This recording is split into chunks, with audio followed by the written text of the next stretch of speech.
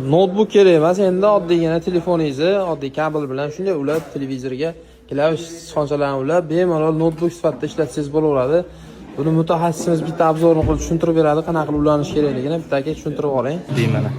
Mana shu qurilma orqali ulanadi. Любой xohlagansiz zaif telefonda o'ynaladigan har qanaqa o'yinni bemalol ochib ko'rsataveradi. Bundan tashqari, hujjat ishlari qilinadigan bo'lsa, ofislarga ham hisoblayman mana. Ofislarga ham любой o'zimiz hamma ishlatadigan so'z orqali bog'lanib ishlayveradi. Mana. Любой o'zini nimasi bor, hujjati bor, ochib bemalol nima hujjatish kerak, mana ochib ko'rsataverasiz.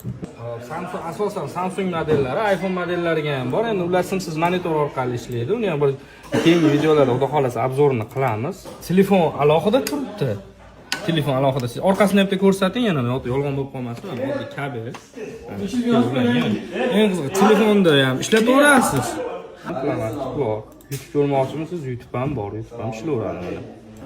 O'zbekiston bo'ylab dastavkamiz bor. Yana qanaqa savollar bo'ladigan bo'lsa, keyingi videolarda, xudo xolasa, uni ham savollarga javob chiqarib beramiz. Kommentga yozib ketaveringlar, kommentda javobini ham berib yuboramiz. Qanaqa savollar ham bo'ladigan bo'lsa, mana ko'rib turganlaringdek, Play Market ham hamma narsasi telefon qanaqa bo'lsa, xuddi shu holatda kompyuter platforma qilib ochib beryapti.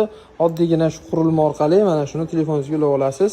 Bu yog'ini televizorga ulaysiz, bo'ldi. Klavish sichqonchalar hamma yoqda o'qiydi. Ofisga, uyga ulab qo'ygani juda kerakli narsa ekan. Bosib yuborasizlar.